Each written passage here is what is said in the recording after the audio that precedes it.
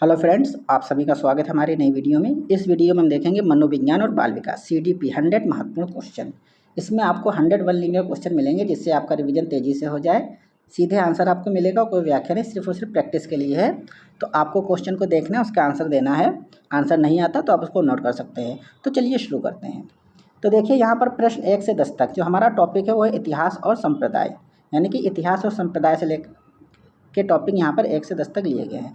First question में लिखा है मनोविज्ञान शब्द किन दो ग्रीक शब्दों से मिलकर बना। कौन से दो ग्रीक? तो साइकी प्लस लोगोज, इन दो शब्दों को मिलाकर साइकोलॉजी बना है। साइकोलॉजी को ही हम मनोविज्ञान बोलते हैं। तो यहाँ से दो क्वेश्चन बन सकते हैं। पहला कि ये कि मनोविज्ञान यानी कि साइकोलॉजी कौन सी भाषा से लिया गया है? ग्रीक भाषा से लिया गया। दूसरा बन सकता है कौन कौन से दो शब्द हैं? तो साइकी प्लस लोगो। सेकेंड क्वेश्चन में लिखा है शुरुआत में मनोविज्ञान किस शास्त्र का अंग था, यानी कि कौन से सब्जेक्ट का अंग था?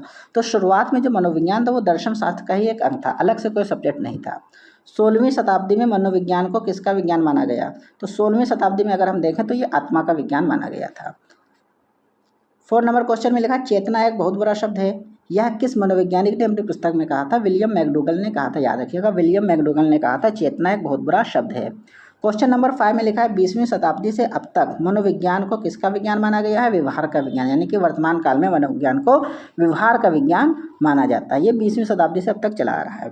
6 नंबर में लिखा है मनोविज्ञान का पहला संप्रदाय यानी कि फर्स्ट स्कूल कौन सा है? संरचनावाद, ये फर्स्ट स्कूल है। 7 में लिखा है प्रकारवाद संप्रदाय के मुख्य समर्थक कौन थे? विलियम जेम्स, जॉन डीवी और एंजल, ये प्रकारवाद के संप्रदाय के मुख्य समर्थक हैं। क्वेश्चन नंबर 8 में लिखा है तुम मुझे दर्जन भर बच्चे दो, मैं उन्हें चोर सिपाही डॉक्टर कुछ भी बना सकता हूँ। यह कथन किसने कहा था? वॉटसन ने कहा था। तुम मुझे दर्जन भर बच्चे दो, मैं अपने अनुसार उन्हें चोर सिपाही डॉक्टर कुछ भी बना सकता हूँ। क्वेश्चन नंबर 9 में लिखा है मनोविश्लेषण संप्रदाय के संस्थापक कौन थे? सिगमंड फ्रायड, यह मनोविश्लेषण संप्रदाय के समर्थक थे। गेस्टाल्ट एक जर्मन शब्द है, इसका अर्थ क्या है? इसका अर्थ होता है समग्र या फिर संपूर्ण। तो इस तरीके से इतिहास और संप्रदाय के 10 क्वेश्चन हो गए हैं। अब हम आते हैं नेक्स्ट टॉपिक पर। नेक्स्ट टॉपिक जो हमारा है उसका नाम है विकास के सिद्धांत, जिसमें 11 से लेकर 20 तक क्वेश्चन है। तो 21st क्वेश्चन 11 नंबर क्वेश्चन में लिखा है कोशिकी गुणात्मक वृद्धि ही अभिवृद्धि कहलाती है। यह कथन किसका है? तो ये फ्रैंक का कथन है। 12 में लिखा है शरीर तथा उसके अवयवों में होने वाला मात्रात्मक परिवर्तन। मात्रात्मक की बात करें तो आपको अभिवृद्धि ध्यान रखना है। गुणात्मक और मात्रात्मक दोनों की बात हो तो क्या होगा? विकास। 13 में क्या लिखा है? विकास किस प्रकार का परिवर्तन है? मात्रात्मक एवं गुणात्मक दोनों। क्या अभिवृद्धि आजीवन चलती है, यानी कि ग्रोथ? तो नहीं, ग्रोथ आजीवन नहीं होता है, ये एक समय पर आकर रुक जाता है। क्या बालक के विकास की भविष्यवाणी की जा सकती है? विकास की भविष्यवाणी की जा सकती है, बिल्कुल। 16 में क्या लिखा है? मस्तकाधोमुखी नियम के अनुसार विकास का क्रम कैसा होता है? तो ये सिर से पैर की ओर होता है, लंबवत सिर से पैर की ओर। अगर समीप दूराभिमुखी की बात करें तो केंद्र से बाहर की ओर होता है। विकास सीधा ना होकर किस प्रकार होता है? स्पाइरल, वर्तुलाकार होता है। कैसा होता है? वर्तुलाकार। एकीकरण का नियम, प्रिंसिपल ऑफ इंटीग्रेशन क्या है? तो पहले संपूर्ण अंक को फिर उसके भागों को चलाना सिखाना, यही एकीकरण का सिद्धांत होता है। बच्चे का विकास किसकी अंतःक्रिया का परिणाम है? वंशानुक्रम और वातावरण, इसीलिए इसको बोलते हैं D=H/E। ओके, तो इस तरीके से यहाँ पर हमने 11 से 20 क्वेश्चन देख लिए हैं। अब हम देखते हैं हमारा नेक्स्ट टॉपिक। नेक्स्ट टॉपिक में लिखा है शैशवावस्था और पूर्व बाल्यावस्था। क्वेश्चन नंबर 21 से 30 तक हम देखेंगे शैशवावस्था और पूर्व बाल्यावस्था। तो लिखा सामान्यतः शैशवावस्था की आयु कितनी मानी गई? तो 0 से 2 वर्ष मानी गई। पूर्व बाल्यावस्था की आयु कितनी मानी गई? 3 से 6 वर्ष मानी गई। शिशु का मस्तिष्क कोरी स्लेट होता है जिसे तबुला रासा कहा जाता है। किसने कहा था यह बात? जॉन लॉक ने कहा था। शैशवावस्था को सीखने का आदर्श काल किसने कहा? वैलेंटाइन ने कहा था। किस अवस्था को खिलौनों की आयु, एज ऑफ टॉय, किसे कहा जाता है? पूर्व बाल्यावस्था को कहा जाता है एज ऑफ टॉय। अतार्किक चिंतन की अवस्था, अतार्किक की बात हो रही है, कौन सी है? पूर्व बाल्यावस्था है। जीववाद और अहम केंद्रित प्रवृत्तियाँ मुख्य रूप से किस अवस्था में पाई जाती हैं? पूर्व बाल्यावस्था में पाई जाती हैं। व्यक्ति का जितना ही मानसिक विकास होता है उसका आधा 3 वर्ष तक हो जाता है। किसने कहा था? वुडन एफ ने कहा था। 29 में लिखा है शैशवावस्था में बच्चों के विकास की गति कैसी होती है? अति तीव्र, यानी कि बहुत तेज।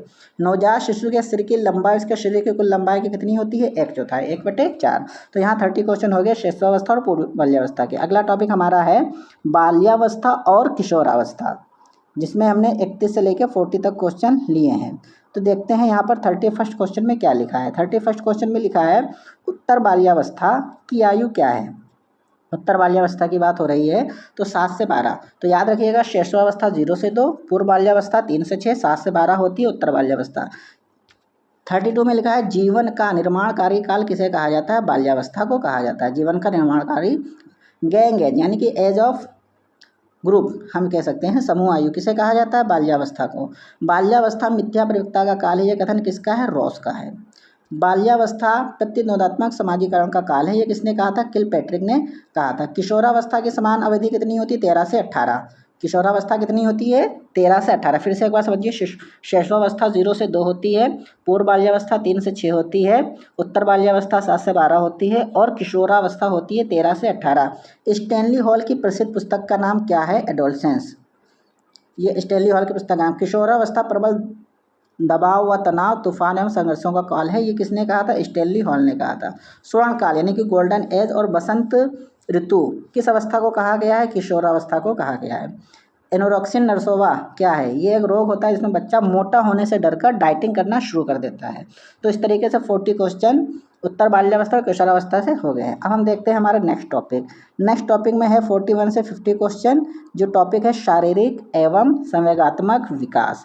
तो इसका 41 क्वेश्चन लिखा है नवजात शिशु के शरीर में लगभग कितनी हड्डियां होती। जो नवजात शिशु होता है शरीर में कितनी हड्डियां होती। 270। बाल्यावस्था 10 से 12 तक हड्डियों का सुदृढ़ीकरण होने में कितनी संख्या हो जाती है। 350 हो जाती है। दूध के दांत गिरने और स्थायी दांत आने की शुरुआत किस अवस्था में होती है। बाल्यावस्था में होती है। 13 वर्ष की आयु तक बच्चों में कितने दांत निकल आते हैं। 27 से 28। जेबी वाटसन के अनुसार प्राथमिक संवेग कौन होते हैं। कौन होते हैं। भय, क्रोध और प्रेम होते हैं प्राथमिक संवेग। संवेगों में स्थायित्व या ठहराव किस अवस्था में शुरू हो जाता है। बाल्यावस्था में शुरू हो जाता है। ईर्ष्या, घृणा यानी कि वह प्रतिस्पर्धा कंपटीशन की भावना किस अवस्था में होती है। बाल्यावस्था में होती है। किस अवस्था में संवेगात्मक अस्थिरता सबसे अधिक होती है। तो ये हो जाती है किशोरावस्था में। किशोरावस्था में संवेगात्मक अस्थिरता सबसे अधिक होती है। 49 में लिखा है किशोरावस्था में बच्चा मुख्य रूप से किसके प्रति चिंतित रहता है। अपनी आकृति, स्वास्थ्य और सम्मान के प्रति चिंतित रहता है। 50 नंबर में लिखा है शैशवावस्था यानी कि 0 से 2 वर्ष में बच्चे का भाषा विकास कैसा होता है। केवल एक शब्द की वाच रचना होती है जिसमें वो मम्मी यानी कि मम कहना सीख पाता है। इसके बाद देखते हैं नेक्स्ट टॉपिक हमारा क्या है। नेक्स्ट टॉपिक में लिखा है मनोविश्लेषणात्मक सिद्धांत, फ्रायड भाग 1। 51 से लेकर 60 तक क्वेश्चन इसमें है। तो 51 क्वेश्चन में लिखा है मनोविश्लेषणात्मक सिद्धांत के अंतर्गत स्थलाकृति की संरचना किसने प्रस्तुत की। नाम याद रखना, सिगमंड फ्रायड ने की थी। 52 में लिखा है फ्रायड ने स्थलाकृति संरचना के अंतर्गत मन की कितनी दशाएं बताई। 3 बताई थी, चेतन, अचेतन और अर्धचेतन। 53 में लिखा है दिमाग की सक्रिय अवस्था को फ्रायड ने क्या नाम दिया। तो सक्रिय अवस्था को चेतन मन नाम दिया था, कॉन्शियस माइंड। ईर्ष्या, क्रोध जैसी दबी हुई इच्छाएं, जीवन के कड़वे अनुभव किस मन में रहते हैं। अचेतन मन में रहते हैं, अनकॉन्शियस माइंड। जब हम कोई चीज़ भूल जाते हैं लेकिन याद करने पर आ जाती है तो ये कौन सा माइंड है। अर्धचेतन माइंड है, ध्यान रखिएगा, अर्धचेतन माइंड। 56 में लिखा है गत्यात्मक संरचना के अंतर्गत फ्रायड ने व्यक्तित्व के कितने प्रकार बताए। तो कितने प्रकार बताए थे। 3। इड यानी कि इदम, ईगो और सुपर ईगो। इसके बाद में देखते हैं क्वेश्चन नंबर 57 लिखा है इदम यानी कि इड का जन्म कब होता है। तो ये जन्मजात होता है। इदम का संबंध मुख्य रूप से किस मन से होता है। तो अचेतन मन से होता है। यहाँ पे 2 बार अचेतन मन लिखा है। इसके बाद लिखा है इच्छाओं का स्टोर हाउस और मनुष्य के अंदर का दानव किसे कहा गया है। इदम को कहा गया है। ईगो का विकास किस आयु से शुरू होता है। 1 से 2 वर्ष पर शुरू होता है। इसके बाद देखते हैं इसका भाग 2। टॉपिक वही हमारा भाग 2 है। इसमें 61 से लेकर 70 तक क्वेश्चन दिए गए हैं। तो 61 में लिखा है इड यानी कि इदम और सुपर ईगो के बीच संतुलन कौन करता है। तो ईगो करता है, अहम। 62 में लिखा है ईगो किस सिद्धांत पर आधारित होता है। वास्तविक सिद्धांत पर आधारित होता है। ईगो किस पर आधारित होता है। वास्तविक सिद्धांत पर। परम अहम यानी कि सुपर ईगो का विकास होता है कब होता है। 5 से 6 वर्ष की आयु में। मनुष्य के अंदर देवदूत और आदर्शवादी प्रवृत्ति किसमें पाई जाती है। परम अहम सुपर ईगो में पाई जाती है। सिगमंड फ्रायड ने मनुष्य की कितनी मूल प्रवृत्तियाँ बताई हैं। तो 2 बताई हैं, जीवन और मृत्यु। मूल प्रवृत्ति 2 हैं बताए हैं, जीवन और मृत्यु। 66 नंबर क्वेश्चन में लिखा है जीवन मूल प्रवृत्ति इरोस संबंधित है। किससे संबंधित है ये। प्रेम, सहयोग, सहानुभूति और खुशी से संबंधित है। इसके बाद में 67 मृत्यु मूल प्रवृत्ति किससे संबंधित है? ईर्ष्या, क्रोध और जलन, इन 3 चीज़ों से संबंधित है। स्वामोह क्या होता है? स्वामोह की क्रिया क्या है? अपने आप से प्रेम करने और अपने आप में मस्त रहने की क्रिया, ये क्या होती है? स्वामोह की क्रिया होती है। अब हम देखते हैं 69 लिखा है ओडिपस ग्रंथि के कारण लड़के का झुकाव किस तरफ होता है? अपनी माँ की तरफ होता है, ध्यान रखिएगा। ओडिपस ग्रंथि के कारण लड़के में झुकाव अपनी माँ की तरफ होता है और इलेक्ट्रा ग्रंथि के कारण लड़की का झुकाव अपने पिता की तरफ होता है। यानी कि लड़कियों में एक ग्रंथि होती है इलेक्ट्रा ग्रंथि, अपने पिता की तरफ होता है। लड़कों में होता है ओडिपस ग्रंथि, अपनी माँ की तरफ होता है। देखते हैं हमारा अगला टॉपिक जिसका नाम है मनोलैंगिक और मनोसामाजिक विकास। 71 से 80 नंबर क्वेश्चन इसमें दिए गए हैं। तो देखिए यहाँ पर 71 क्वेश्चन में लिखा है फ्रायड के मनोलैंगिक विकास सिद्धांत की पहली अवस्था कौन सी है? तो ये मुख्य अवस्था है, ओरल स्टेज। फ्रायड के मनोलैंगिक विकास सिद्धांत की पहली अवस्था कौन सी है? मुखी अवस्था है। सेकंड 72 में लिखा है मुखी अवस्था ओरल स्टेज की अवधि क्या है? ये 0 से 18 माह, या कहीं पे 0 से 1 वर्ष भी दिया होता है। ऑप्शन अगर आपका दिया है तो आप 0 से 1 वर्ष या 0 से 18 माह। उसके बाद में दिया है गुदी अवस्था एनल स्टेज, इसकी अवधि पूछ रहा है 18 से 3 वर्ष। तो यहाँ पे 2 बार प्रिंट हुआ 18 से 3 वर्ष, ये दोनों का सेम ऑप्शन है। 74 में लिखा है मल मूत्र विसर्जन प्रशिक्षण टॉयलेट ट्रेनिंग किस अवस्था का मुख्य कार्य है? ये गुदी अवस्था का है। 75 में लिखा है लैंगिक अवस्था की आयु क्या है? लैंगिक अवस्था की आयु क्या होती है? 3 से 5 वर्ष। जो लैंगिक अवस्था की आयु अवधि होती है वो 3 से 5 वर्ष होती है। इसके बाद में लिखा है मनोसामाजिक विकास सिद्धांत के प्रवर्तक कौन थे? एरिक एरिक्सन थे। कौन थे? Erik Erikson.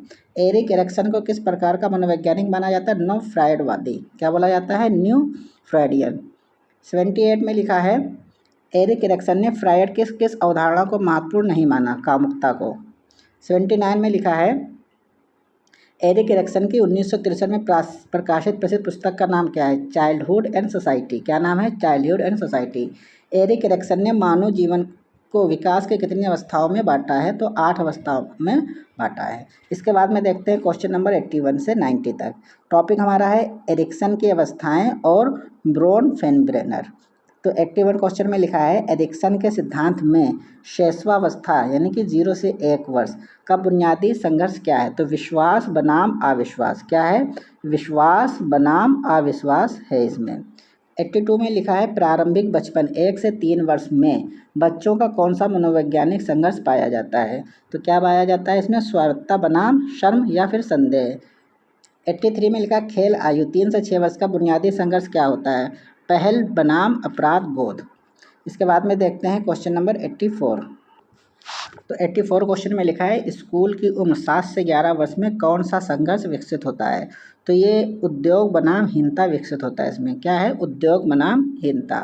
क्वेश्चन नंबर 85 2 बार यहाँ पर रिपीट हुआ है। लिखा है किशोरावस्था 8 से 12 में व्यक्ति किस द्वंद्व का सामना करता है? तो इन दोनों का आंसर क्या हो जाएगा? पहचान बनाम भ्रम। यानी कि किशोरावस्था जो 12 से 18 वर्ष की उम्र होती है, इसमें जो बच्चा सामना करता है व्यक्ति, वो पहचान बनाम भ्रम होता है। 86 में लिखा है प्रारंभिक वयस्का 19 से 24 वर्ष का मुख्य संघर्ष क्या है? तो मुख्य संघर्ष क्या होता है? अंतरंगता बनाम अलगाव। इसके बाद में 87 में लिखा है सामाजिक सामयिक विकास का पारिस्थितिक सिद्धांत किसने प्रतिपादित किया? तो इसने किया था यूरी ब्रोनफेनेब्रेनर ने किया था। यूरी ब्रोनफेनेब्रेनर ने। इसके बाद अगला क्वेश्चन है ब्रोनफेनेब्रेनर के पारिस्थितिक सिद्धांत के पर्यावरण कितने स्तर बताए हैं? कितने स्तर बताए हैं? 5। इसके बाद 89 और 90 नंबर क्वेश्चन। 89 में लिखा है ब्रोनफेनेब्रेनर का सिद्धांत का सबसे भीतरी स्तर क्या कहलाता है? तो लघुमंडल कहलाता है। 90 नंबर क्वेश्चन में लिखा है शिशु का परिवार स्कूल और पास पड़ोस में किस मंडल में आता है? ये भी लघुमंडल में आते हैं। 89 और 90 दोनों का आंसर सेम होगा। इसके बाद में हम देखते हैं क्वेश्चन नंबर 91 से 100 तक जो हमारा टॉपिक है पारिस्थितिक तंत्र और नैतिक विकास। इसमें 91 से 100 तक क्वेश्चन दिए गए हैं। तो देखते हैं इसमें 91 नंबर क्वेश्चन में क्या लिखा है। लिखा है मध्य मंडल का निर्माण किससे मिलकर होता है? तो लघु मंडल के विभिन्न कारकों जैसे परिवार और स्कूल के आपसी संबंधों से। तो ये 91 का आंसर हो जाएगा। 92 में लिखा है माता पिता का कार्यस्थल और धार्मिक संस्थान किस मंडल में शामिल हैं? तो ये बाह्य मंडल में शामिल हैं। 93 में लिखा है ब्रोनफेनेब्रेनर मॉडल का सबसे बाहरी या ऊपरी स्तर कौन सा है? वृत्त मंडल, माइक्रो सिस्टम। इसके बाद में 94 में लिखा है सांस्कृतिक मूल्य, सामाजिक प्रयास और आर्थिक स्तर का प्रभाव किस मंडल के अंतर्गत आते हैं, तो ये बृहत मंडल के अंतर्गत आते हैं। 95 में लिखा है छात्र के विकास की सामाजिक, आर्थिक व ऐतिहासिक अवस्थाएं जिसे कोरोना काल किस मंडल में आती हैं, तो ये घटक मंडल में आती हैं। 96 में लिखा है नैतिक विकास का सिद्धांत किस मनोवैज्ञानिक ने दिया, तो लॉरेंस कोहलबर्ग ने दिया था नैतिक विकास का सिद्धांत। कोहलबर्ग ने अपने सिद्धांत में नैतिक दुविधा के लिए मुख्य रूप से किसकी कहानी का प्रयोग किया, हिंज की कहानी का प्रयोग किया था। कोहलबर्ग ने नैतिक विकास सिद्धांत में कितने स्तर और कितनी अवस्थाएं बताई, 3 स्तर 6 अवस्थाएं। 99 में क्या लिखा है, जीन पियाजे की उस पुस्तक का नाम क्या है जिसमें उन्होंने नैतिक विकास का जिक्र किया, तो moral judgement of the child 1932। 100 number question में लिखा है पियाजे के अनुसार प्रतिमानहीनता की आयु क्या होती है जिसमें बच्चा समाज के नियमों का अनजान होता है, तो जन्म से 5 वर्ष। तो इस तरीके से स्टूडेंट यहाँ पर हमने CDP के 101 linear most important question complete कर लिए हैं। वीडियो अगर अच्छी लगी तो लाइक कर दीजिएगा और चैनल को सब्सक्राइब कर दीजिएगा। Thank you.